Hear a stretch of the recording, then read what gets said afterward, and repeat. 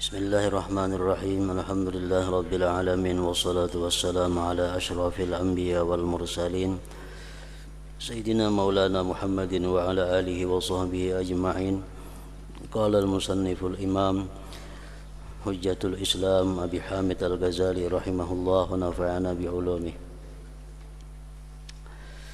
At-tasi'ah salatut tasbih wa hadhihi as-salah ma'thulatun ala wajhiha ولا تختص بوقت ولا سبب ويستحب ألا يخلو الأسبوع منها مرة واحدة أو الشهر مرة فقد روى إكرمة عن ابن عباس رضي الله عنهما أنه صلى الله عليه وسلم قال للعباس بن عبد المطلب ألا أعطيك ألا أمنحك ألا أحبوك بشيء إذا أنت فعلته غفر الله لك ذنبك أوله وآخره قديمه وحديثه خطأه وعمده سره وعلانيته تصلي 4 ركعات تقرأ في كل ركعة فاتحة الكتاب وسورة فإذا بلغت من القراءة في أول ركعة وأنت قائم تقول سبحان الله والحمد لله ولا إله إلا الله والله أكبر 15 مرة ثم تركع فتقولها وأنت راكع 10 مرات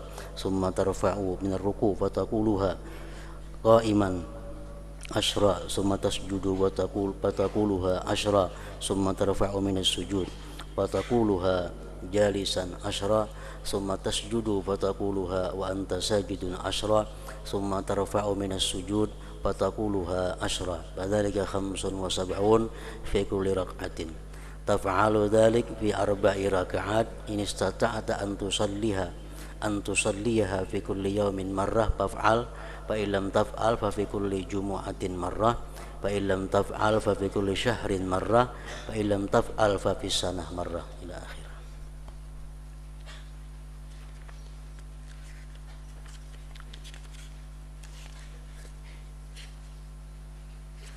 Pasal mengenai salat tasbih. Salat ini ma'thur atas wajahnya. Salat tasbih ini datang dari Rasulullah sedemikian rupa dan tidak tertentu dengan waktu dan sebab. Sama yang tasbih itu kapan dan kalau ada sebab-sebabnya. Dibolehkan melaksanakan salat tasbih itu kapanpun, asal jangan di waktu-waktu yang terlarang seperti imbah subuh, imbah asar, tengah hari, tenggelam matahari, nah jangan. Disunnatkan sembahyang tasbih itu agar 1 minggu tidak kosong daripadanya sekali atau sebulan sekali. Ikrimah telah meriwayatkan dari Ibni Abbas radhiyallahu anhuma bahwasanya Nabi sallallahu alaihi wasallam bersabda kepada Abbas ibni Abdul Muttalib, pamannya Rasulullah, ala u'tika ala amnahuka ala ahbuka bi syai'in idza anta fa'alta ghafarallahu laka dzambaka awwalahu wa akhirah qadimahu wa haditha khata'ahu wa 'amdah sirrahu wa 'alaniyatah tusalli 4 raka'atin taqra'u fi kulli raka'atin fatihatal kitab wa surah فإذا فرغت من القراءة في أول ركعة وأنت قائم تقول سبحان الله والحمد لله ولا إله إلا الله والله أكبر 15 مرة ثم تركع فتقولها وأنت راكع 10 مرات ثم ترفع من الركوع فتقولها قائما 10 ثم تسجد فتقولها 10 ثم ترفع من السجود فتقولها 10 فذلك 75 في كل ركعة تفعل ذلك في 4 ركعات إن استطعت أن تصليها في كل يوم مرة فافعل فإن لم تفعل ففي كل جمعة مرة فإن لم تفعل ففي كل شهر مرة فإن لم تفعل ففي السنة مرة.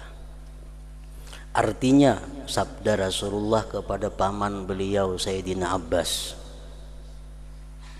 maukah saya memberimu? Maukah saya hadiahkan kepadamu?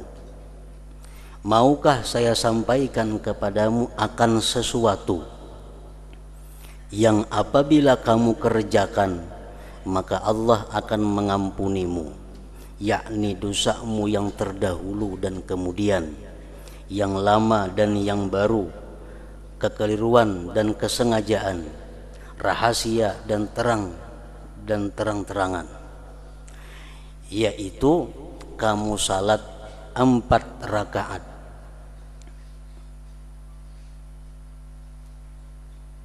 yang pada setiap rakaat kamu membaca Fatihah, Alkitab dan surah. Dalam hadis ini Rasulullah kadang menjelaskan surah apa yang dibaca. Yang penting tiap-tiap rakaat itu Fatihah dan surah. Oleh karena Rasulullah di sini kadang menjelaskan surat apa yang dibaca, akhirnya para ulama berijtihad. Ada yang panjang, ada yang pendek, ada yang sedang. Yang paling pendek adalah rakaat pertama sesudah Fatihah Alhaakumut Takatsur, rakaat kedua sesudah Fatihah Wal Asri, rakaat yang ketiga sesudah Fatihah Qul ya ayyuhal kafirun, rakaat keempat sesudah Fatihah Qul huwallahu ahad. Itu yang paling pendek.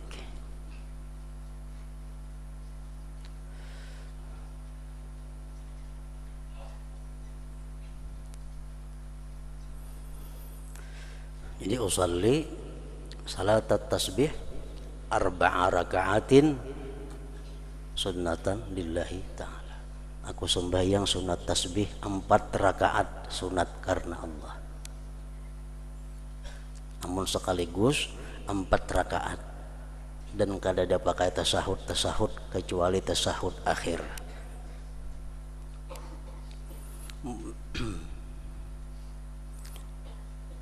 Kalau hendak dua boleh juga. Usalli rak'ataini min salati tasbih sunnatan lillahi ta'ala. Aku sembahyang 2 rakaat dari sembahyang tasbih sunat karena Allah Ta'ala.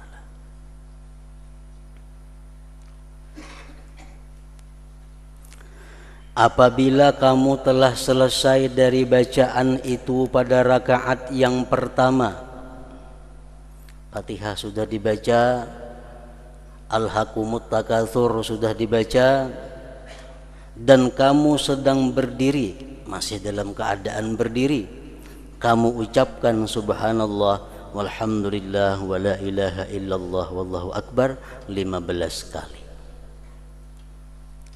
Jadi sesudah Fatihah rakaat pertama Alhaakumut Takatsur, subhanallah walhamdulillah wa la ilaha illallah wallahu akbar 15, hanyar rukuk. Kemudian kamu rukuk, baca dulu bacaan sunat waktu rukuk, subhana rabbiyal azim, subhana rabbiyal azim, subhana rabbiyal azim 3 kali. Hanyar dibaca subhanallah walhamdulillah wa la ilaha illallah wallahu akbar, dan membacanya 10 kali dalam keadaan rukuk. Lalu kamu bangun dari rukuk, i'tidal, sami Allahu liman hamidah rabbana walakal hamdu. Hanyar baca pulang subhanallah walhamdulillah wa la ilaha illallah wallahu akbar 10 kali. Lalu kamu bangun dari rukuk dan mengucapkannya 10 kali dalam keadaan berdiri, dalam keadaan i'tidal. Kemudian kamu sujud dan kamu mengucapkannya 10 kali pulang sesudah tasbih sujud, subhana rabbiyal a'la, subhana rabbiyal a'la, subhana rabbiyal a'la, hanyar subhanallah walhamdulillah wa la ilaha illallah wallahu akbar 10 kali. Lalu kamu bangun dari sujud, duduk antara 2 sujud, baca rabbighfirli warhamni, itu doa yang biasa, hanyar tasbihnya dan mengucapkannya 10 kali pula dalam keadaan duduk, maksudnya duduk antara 2 sujud. Kemudian kamu sujud, baca bacaan tasbih sujud, Subhana Rabbil A'la 3 kali dan mengucapkannya pulang. Subhanallah walhamdulillah wa la ilaha illallah wallahu akbar 10 kali dalam keadaan sujud. Lalu kamu bangun dari sujud dan mengucapkannya 10 kali. Duduk istirahat. Duduk istirahat. Baca 10 kali. Itulah 75 dalam setiap rakaat. Kamu lakukan hal itu dalam 4 rakaat. Sembahyang sunat tasbih termasuk sembahyang nang kada disuruh berjamaah. Sembahyang sunat tasbih termasuk sembahyang yang tidak disyarakkan, tidak diperintahkan melaksanakannya berjamaah. Artinya mengerjakannya sorangan-sorangan aja. Andai kata kita laksanakan sembahyang tasbih itu berjamaah, lalu khilaf ulama. Karena dari Nabi kada ada berjamaah sembahyang tasbih. Kita gawi berjamaah. Ada mengatakan ujar ulama kada boleh itu berjamaah. Karena dari Nabi memang kada sunat berjamaah. Ada yang mengatakan boleh aja berjamaah. Ada yang mengatakan bagus kalau berjamaah.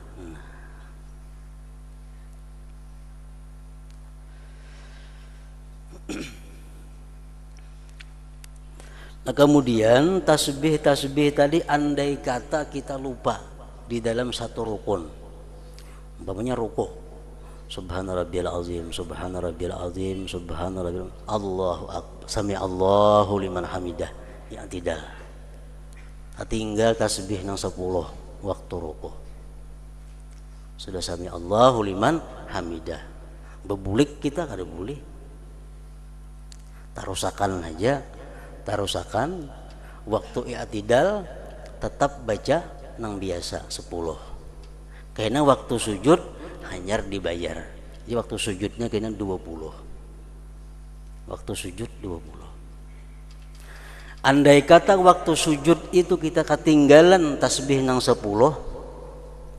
begitu Allahu Akbar duduk antara 2 sujud, hanya ingat tadi aku kan bertasbih sujud itu yang 10. Biarkan aja, tarusakannya duduk antara 2 sujud, baca-bacaan doa itu tasbih nang 10 aja, karena sujud nang kedua hanya dibayar. Sujud nang kedua 20. Jadi membayar itu jangan meletakkannya di rukun-rukun pendek. Rukun pendek itu ya tidak, rukun pendek jangan di situ membayarnya.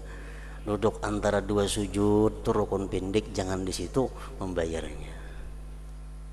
Harus di rukun-rukun yang panjang, sujud rukun panjang.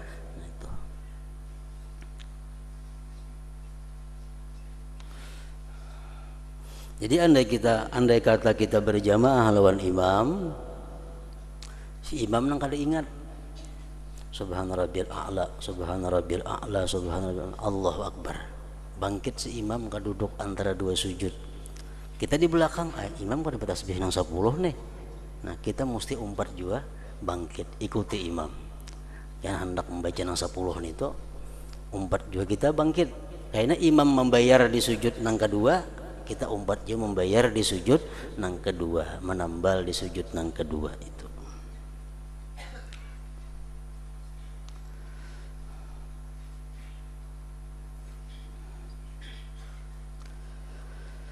Kamu lakukan hal itu dalam 4 rakaat.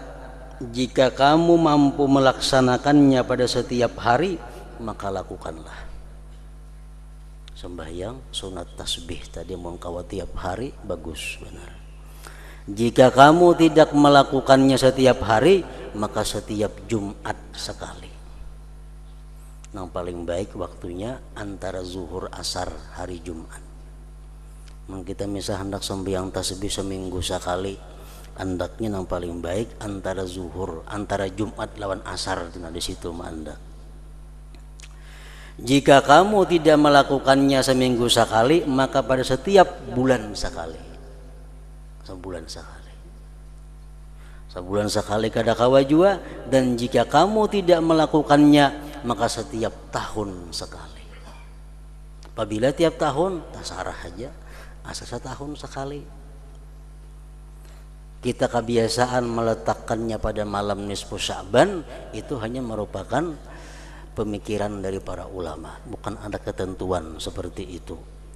Malam nisfu Sya'ban hanya ada sembahyang tasbih, lain pada malam nisfu Sya'ban kada jadi masalah. Cuma mengingat bahwa malam nisfu Sya'ban itu malam mulia, malam yang baik, lalu ulama menetapkannya di situ baik sembahyang sunat tasbih. Dan di dalam riwayat lain bahwasanya ia mengucapkan pada awal salat subhanakallahumma wa bihamdik wa tabarakasmuk wa ta'ala jadduka wa taqaddasat asma'uka wa la ilaha ghairuk. Gantian doa iftitah di rakaat yang pertama itu. Hanya baca auzubillah itu. Artinya maha suci engkau ya Allah, dan dengan segala pujimu, maha suci namamu, maha tinggi kemuliaanmu, maha suci namamu dan tidak ada Tuhan selain. Kemudian ia membaca tasbih 15 kali sebelum bacaan Al-Fatihah dan 10 kali setelah bacaan Al-Fatihah, dan selanjutnya 10 kali 10 kali. Dan ia tidak membaca tasbih setelah sujud akhir dalam keadaan duduk. Jadi kalau kita waktu berdiri itu membaca tasbihnya 25, berarti duduk istirahat kada bertasbih. Tasahud akhir kada bertasbih. Karena sudah waktu berdiri kita mengandak 25. Sebelum Fatihah 15 kali, sesudah membaca surah kaina 10 kali. Boleh juga macam itu. Ini adalah yang terbaik dan adalah pilihan Ibnul Mubarak. Itu jar nang baik. Jadi imba doa iftitah tasbih 15. Fatihah Al-Hakumut Takasur hanya 10. 10 duduk istirahat lalu tidak langsung naik Allahu Akbar. Berdiri nang kedua langsung 15 pulang. Fatihah wal asri 10 kali pulang, 10 sujud terakhir 10, tasahud akhir kada bertasbih.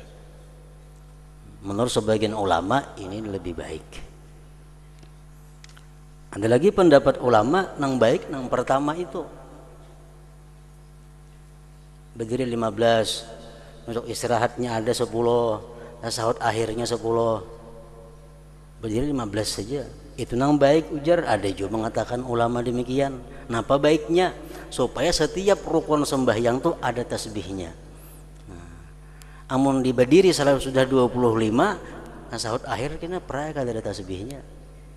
Nah, jadi supaya dalam setiap rukun, setiap gerakan itu jangan kosong dari tasbih, waktu berdiri cukup 15. Kayaknya 10. Mun berjamaah ini imam mesti memberitahu cara nama yang dipakai. Jadi kalau sembahyang berjamaah, sembahyang tasbih, imam mesti memberitahu dahulu sebelum mulai cara nang kayak apa dipakai tasbihnya. Apakah nang berdiri 25 atau berdiri 15 saja, supaya makmum jangan mauk di belakang.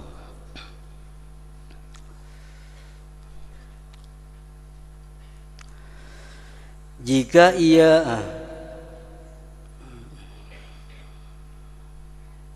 ini adalah yang terbaik dan adalah pilihan Ibnu Mubarak. Dari dua riwayat itu jumlahnya tasbih adalah 300 tasbih. 4 rakaat jumlahnya 300 kali. Serakaat 75. Jika ia mengerjakannya di siang hari maka dengan 1 kali salam. Itu yang terbaik. 4 rakaat langsung. Dan jika ia mengerjakannya tasbih di malam hari maka dengan 2 kali salam. Itu adalah lebih baik. 2.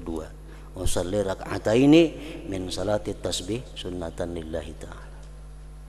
Karena mendatang hadis anna salatul lail mathna mathna, bahwa sembahyang sunat di malam hari itu 2 rakaat salam, 2 rakaat salam.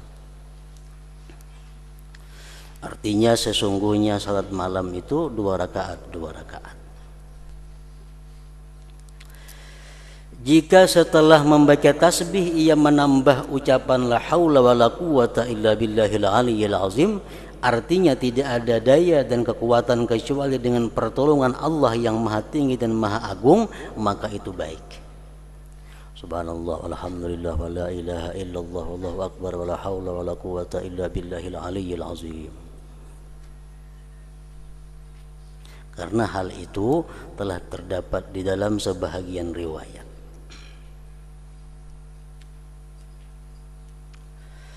Inilah salat-salat yang maksur yang datang daripada Rasulullah.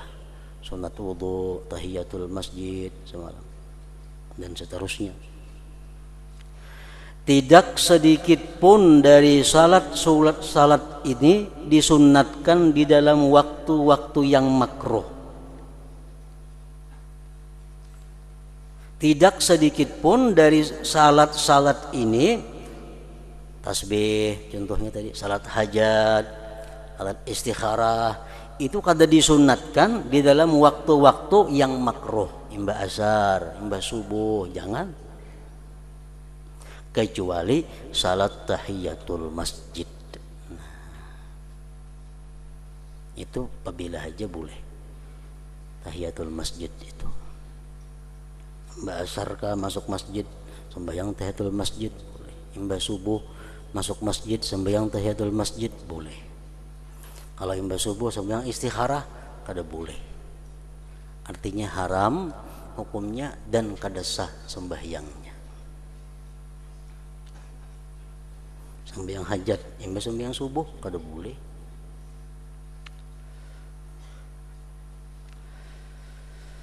Dan apa yang telah kami datangkan setelah tahiyatul masjid dari 2 rakaat sunat wudu,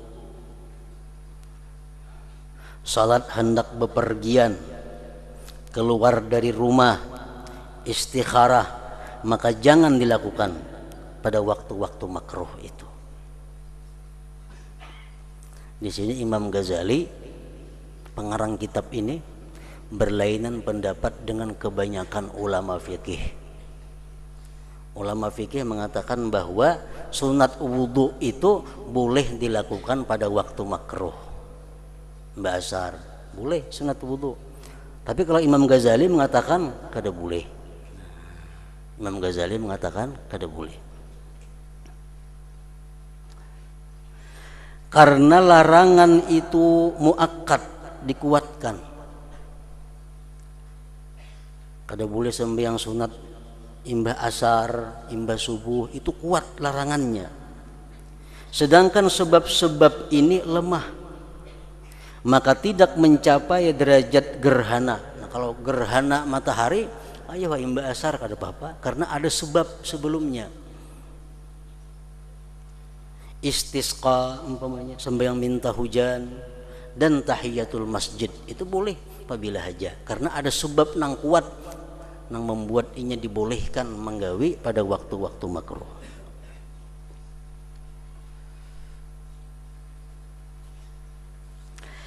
Saya telah melihat sebagian ahli tasawuf salat pada waktu-waktu yang dimakruhkan akan 2 rakaat wudu.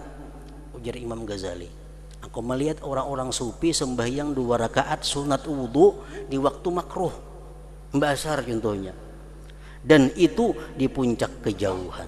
Itu salah, ujar Imam Ghazali. Tapi pendapat ulama yang banyak mengatakan boleh aja sunat wudu itu di waktu makruh. Imam Ghazali berpendirian bahwa sunat wudu kada boleh imbah asar, imbah subuh pada waktu-waktu makruh lainnya. Alasannya apa? Karena ujasidin wudu itu tidak menjadi sebab untuk salat. Wudu tidak menjadi sebab untuk salat, tetapi salat itu menjadi sebab untuk wudu. maka sayogianya ia berwudu untuk salat, bukan ia salat karena ia berwudu. Setiap orang yang berhadas yang ingin salat pada waktu karahiyah, pada waktu makruh, maka tidak ada jalan baginya selain berwudu dan ia salat, maka tidak ada lagi makna kemakruhan. Ujar Imam Ghazali, kalau orang hendak sembahyang imba asar baudunya sembahyang sunat wudu imba asar, amun itu dibolehkan di situ, kada ada lagi makna kemakruhan waktu di situ. Dan tidak sayogianya seseorang itu berniat 2 rakaat wudu sebagaimana ia berniat 2 rakaat tahiyatul masjid. Di sini Imam Ghazali berbeda pulang pendapat dengan ulama fikih kebanyakannya. Imam Ghazali mengatakan sembahyang sunat wudu itu kada ada niatnya sunat wudu. Jadi kalau kita berwudu hendak sembahyang sunat wudu, usalli rakaatain sunatan lillahi ta'ala, cukup. Kada ada usalli sunnatal wudu, kada ada menurut Imam Ghazali. Menurut ulama fikih seperti Imam Nawawi contohnya, beliau mengatakan sunat wudu itu ada niatnya, usalli sunnatal wudu. Makanya boleh dilaksanakan pada waktu-waktu makruh. Itu pendapat kebanyakan ulama fikih, bertentangan dengan Imam Al-Ghazali.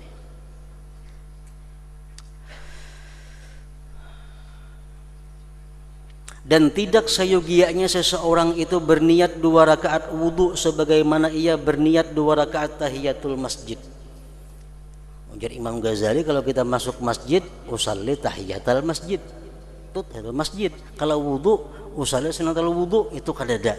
Nah, ujar Imam Ghazali, tapi pendapat yang lain tadi ada itu. Tetapi apabila ia berwudu maka ia salat 2 rakaat karena sunat mutlak saja, agar wudunya tidak kosong sebagaimana yang dilakukan oleh Bilal, maka itu adalah semata-mata sunat yang terletak setelah wudu. Hadis Bilal itu tidak menunjukkan bahwa wudu itu sebab seperti gerhana dan tahiyatul masjid sehingga ia berniat 2 rakaat wudu. Ada itu. Maka mustahil ia berniat wudu dengan salat, tetapi supaya ia berniat salat dengan wudu. Dan bagaimana teratur bahwa ia mengucapkan pada wudunya, saya berwudu untuk salatku, dan pada salatnya ia mengucapkan saya salat untuk wuduku. Daur gesitin itu. Kita berwudu berniat listibahatis salah. Kita berwudu niat untuk dibolehkan sembahyang. Jadi kita berwudu untuk sembahyang. Lalu kita sembahyang untuk wudu pulang lah tabulik ke itu kada mau. Jadi Imam Ghazali tetap berpendirian bahwa sunat wudu itu kada ada. Pokoknya bila kita imbah berwudu, sembahyang sunat mutlakkah, sembahyang apakah? Iya sudah ngarannya sunat wudu itu. Nah, itu pendapat Imam Al-Ghazali. Tetapi orang yang ingin menjaga wudunya dari pengusungan pada waktu karahiyah, pada waktu makruh, maka hendaklah ia berniat mengqadha jika mungkin dalam tanggungannya terdapat salat yang belum dikerjakan karena salah satu dari beberapa sebab. Amunnya sidin hendak juga imbah asar sembahyang sunat wudu, ayo jabar wudu, cuma sembahyangnya sembahyang mengqadha, sembahyang nangapa kada qadha, asal ada qadhaan. Nah, itu boleh. Ujar Imam Ghazali. Jadi kita imbah asar wudu, sembahyang mengqadha nangapa kan diqadha. Nah, itu boleh macam itu. Kalau semata-mata sembahyang sunat wudu aja kada boleh pada waktu makruh tadi, ujar Imam Ghazali. Karena sesungguhnya mengqadha salat di waktu-waktu makruh karahiyah itu tidak makruh. Adapun niat sunat maka tidak ada jalan baginya. Kalau hanya sekedar sunat wudu itu kada ada jalannya.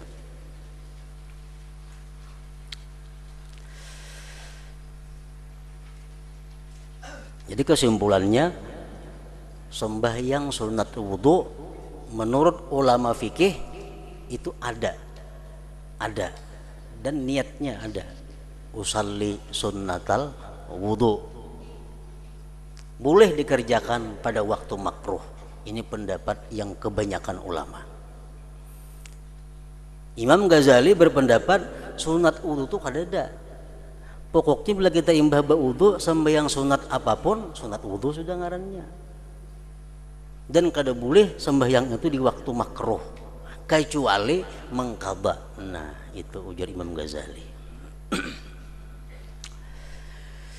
Di dalam pelarangan mengenai waktu-waktu karahiyah itu terdapat 3 perkara yang penting. Kenapa kada boleh sembahyang sunat imbah asar, imbah subuh, pas matahari di tengah-tengah, matahari tinggalam, matahari terbit, kada boleh sembahyang di situ, sembahyang sunat nang kada ada sebabnya. Kenapa?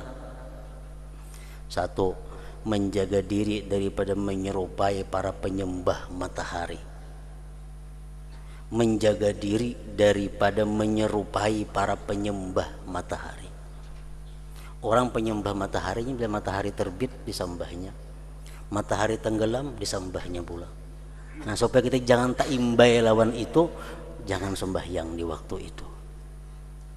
Sembahyang sunat nang kada ada sebab sebelumnya. Yang kedua, menjaga diri dari bertebarannya syaitan. Karena Nabi SAW bersabda, Inna syamsa la tatlu'u wa ma'aha qarnus syaitan, fa idza tala'at qaranaha wa idza irtafa'at faraqaha, fa in istawat qaranaha, fa idza zalat faraqaha, fa idza tadayyaqat lil ghurub qaranaha, fa idza gharabat faraqaha. Artinya sesungguhnya matahari itu terbit, bersama itu terdapat tanduk syaitan. Apabila matahari itu terbit, maka syaitan itu menyertainya. Apabila matahari itu meninggi, maka syaitan memisahkannya. Apabila matahari itu di tengah hari jam 12 tuh, maka syaitan tidak menyertainya, maka syaitan itu menyertainya. Apabila matahari tergelincir 12:05 sudah umpamanya 12:05 menit, maka syaitan memisahkannya. Apabila condong untuk terbenam, maka syaitan menyertainya, dan apabila matahari terbenam, maka syaitan memisahkannya. Makanya jangan sembahyang di waktu-waktu itu. Beliau melarang dari salat pada waktu-waktu ini dan memperingatkan alasannya. Yang ketiga, bahwasanya orang-orang yang menempuh jalan menuju akhirat senantiasa menekuni salat pada seluruh waktu. Orang tuh hendak lakas dapat ma'rifatullah, inya salat setiap saat, sembahyang terus menerus pada satu jalan dari ibadah itu menyebabkan kebusanan. Orang nang hendak lakas dapat ma'rifat ini sembahyang 24 jam kada singrantian. Nah, itu kayaknya menimbulkan kebusanan, kemuyakan. Manakala beliau melarang sesaat untuk ibadah, maka kerajinan itu bertambah dan terbangkitlah pendorong-pendorong, karena manusia tamak ingin terhadap apa yang dilarang. Nah, begitu sampai asar, sembahyang asar, kada boleh sembahyang sunat. Nah, di situ istirahat orang nang hendak menempuh jalan akhirat tadi. Istirahat 2-3 jam dulu, kada boleh sembahyang sunat. Gunanya istirahat itu apa? Menambahkan semangat baru, supaya jangan bosan. Di dalam mengusungkan waktu-waktu ini terdapat penambahan dorongan dan membangkitkan untuk menanti habisnya waktu. Maka waktu-waktu ini dikhususkan untuk membaca tasbih dan istighfar karena menjaga dari kebusanan, sebab terus menerus dan melapangkan dengan berpindah dari satu macam kepada macam yang lain.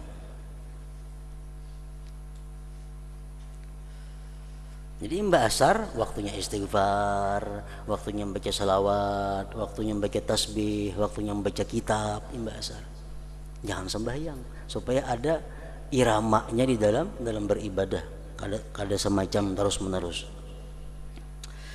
di dalam mengambil hal baru terhadap kelezatan dan kerajinan, dan di dalam keterus-menerusan pada sesuatu terdapat keberatan dan kebosanan.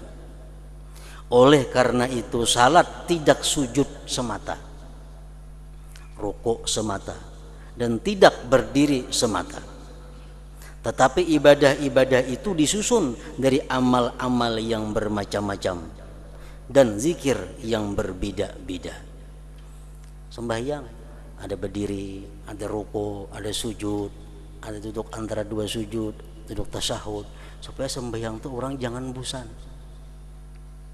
Lain kalau malaikat, ini kada ada sifat bosan. Ada malaikat yang diciptakan Allah ruku sampai hari kiamat, kada sing bangkitan. Ada malaikat yang gawenya sujud melulu sampai hari kiamat, karena malaikat itu kadang mengenal sifat bosan dalam dirinya. Nah, manusia ada diletakkan Allah nafsu bisa bosan, bisa muyak. Kalau sembahyang itu dirubah-rubah bentuknya, kadang-kadang berdiri ini bacaannya, ruku ini bacaannya, supaya menghilangkan kebosanan itu. Sesungguhnya hati itu mendapatkan kelezatan baru dari setiap amal dari keduanya ketika berpindah kepadanya, dan seandainya ia menekuni pada satu hal, niscaya kebosanan bersegera menjalar kepadanya, kepada hatinya maksudnya. Apabila adalah ini menjadi hal-hal yang penting dalam larangan dari menggunakan waktu-waktu yang makruh, sampai yang lain daripada yang demikian itu, daripada rahasia-rahasia yang lain yang tidak ada di dalam kekuatan manusia mengetahui atasnya, sedangkan Allah dan Rasulnya yang lebih mengetahui tentangnya. Manusia hanya tahu 3 itu sebabnya. Kenapa kada boleh sembahyang sunat imba asar, imba subuh, terbit matahari, tenggelam matahari? Alasannya ya 3 tadi. Tapi Allah dan Rasulnya lebih tahu lagi macam-macam alasannya selain daripada nang 3 itu, sehingga kada boleh kita sembahyang di waktu itu. Mana haram, mana kada sah.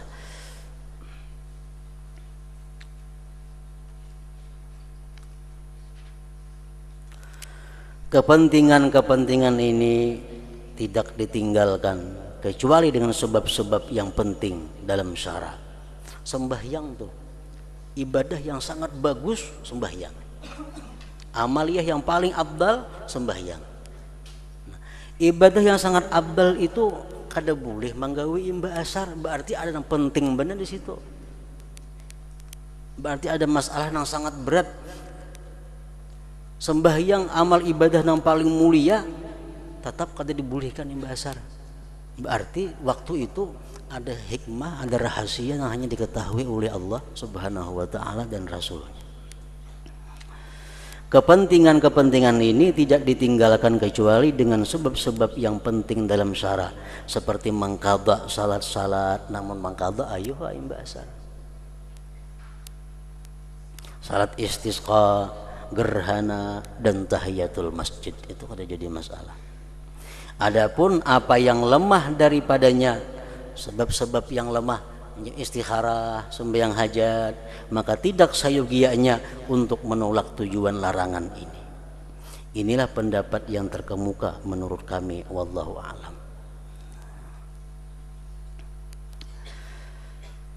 Sempurnalah kitab rahasia-rahasia salat dari kitab Ihya Ulumuddin dengan memuji Allah, pertolongannya dan kebaikan taufiknya.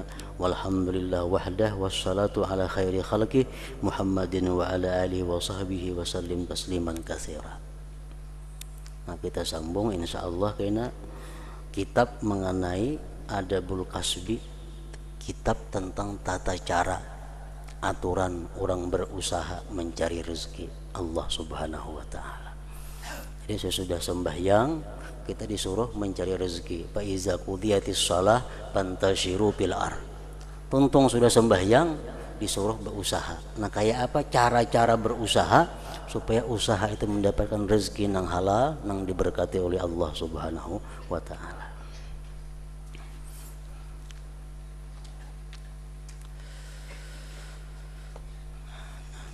Nanti jadi dibagi salambar fotokopian mengenai kaifiat salatul hajat. Ini salat hajat yang paling inting, yang paling ringan, nang patut dijadikan wirid harian. Ampun kada sanggup menggawe nang panjang pada ini.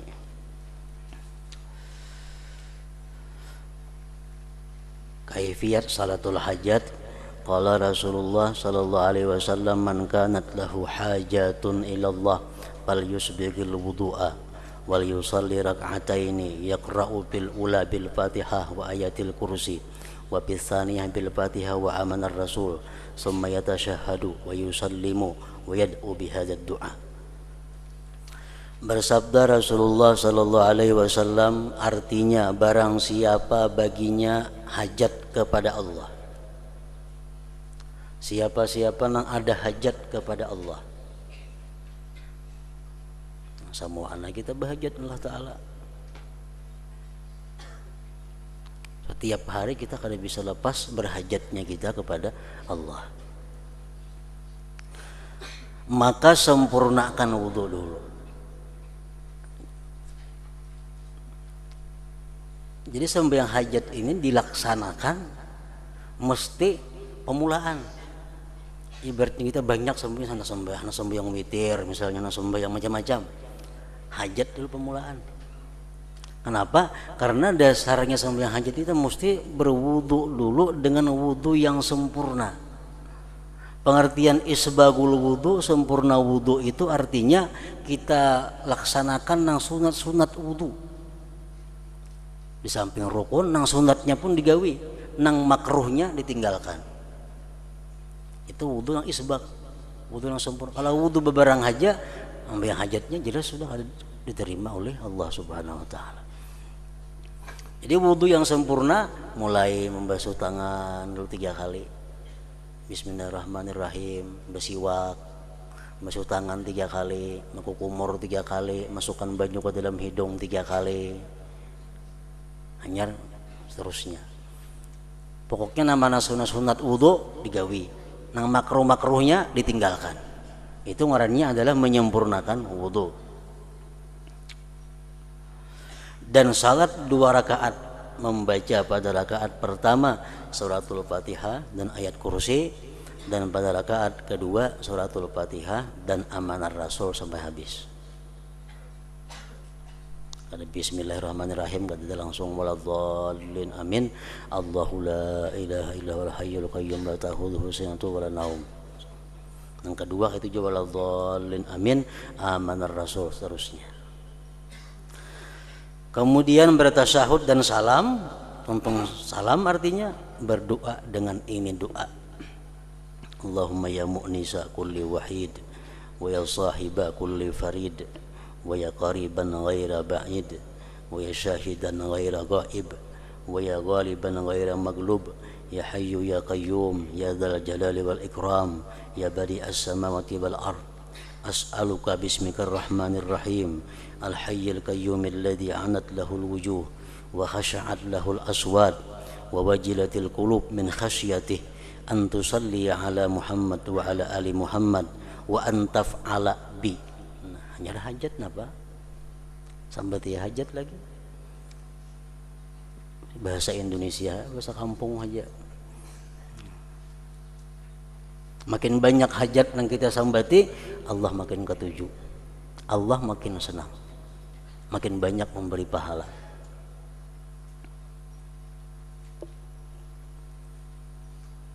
Jadi bangun tengah malam, hendak sembahyang macam-macam sembahyang, berwudulah wudu yang sempurna, hajat dulu.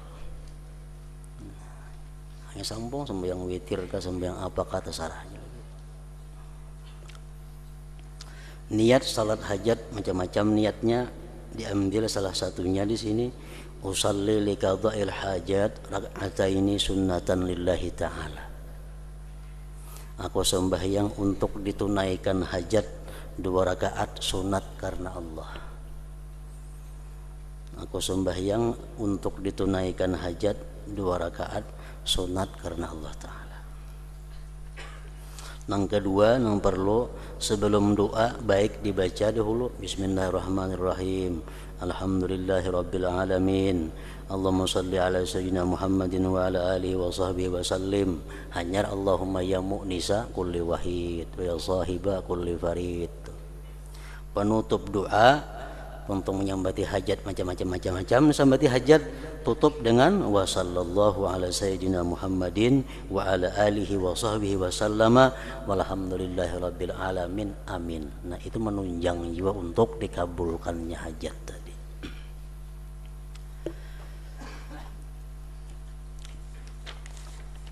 Para ulama menjelaskan bahwa ada 10 hajat pokok yang perlu kita minta kepada Allah setiap hari.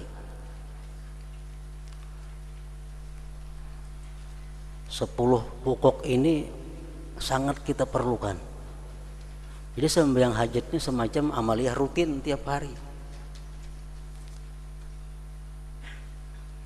Hajat yang paling penting yang kita minta kepada Allah, ghufranuz dzunub, agar diampuni dosa. Itu yang pertama. Jadi bahwa antaf ala bi, ya Allah ampuni dosa ulun.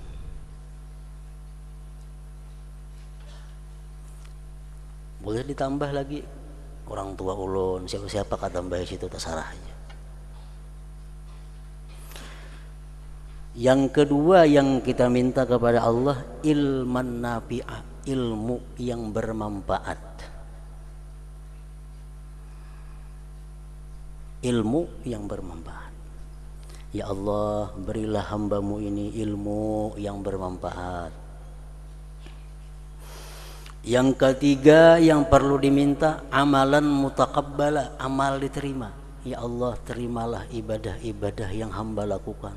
Terimalah taat-taat yang hamba lakukan.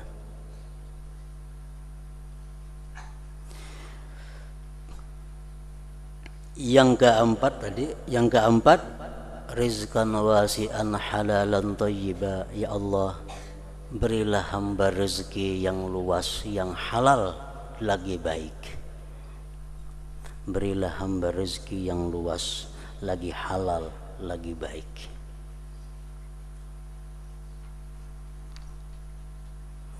Yang kelima, zaujan wa dzurriyyatan sulaha. Ya Allah, berilah hamba pasangan hidup dan zuriat yang saleh.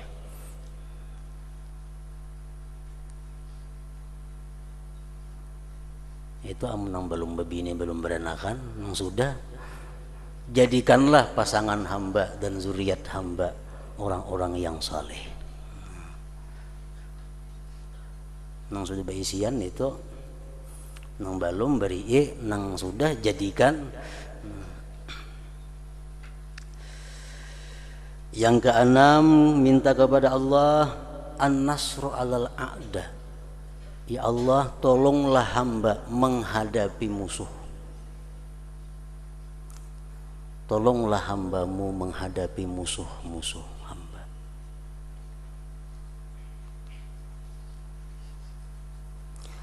Yang ketujuh, as-salamata 'anil bala. Ya Allah, selamatkanlah hamba-Mu daripada bala.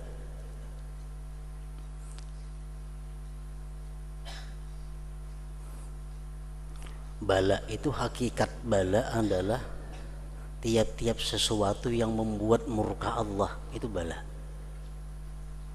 Tiap-tiap sesuatu yang membuat murka Allah itu bala. Kita dapat duit, begitu dapat duit diulah ke maksiat, duit itu bala ngarannya. Kita dapat musibah, dengan musibah kita ingat kepada Allah, tambah rajin ibadah, musibah itu bukan bala ngarannya. Jadi minta selamatkan daripada bala. Bala itu sesuatu yang membuat Allah murka kepada kita. Amun mana sudah dapat bala, ditambah pulang kalau kasah kada sabar, maginnya lagi. Yang ke-8, kita minta kepada Allah tulu umrin ma'as-sihhati wal afiyah wal quwwah ala taqwa. Ya Allah, hamba minta kepadamu kesehatan, keafiatan, kekuatan atas takwa kepadamu.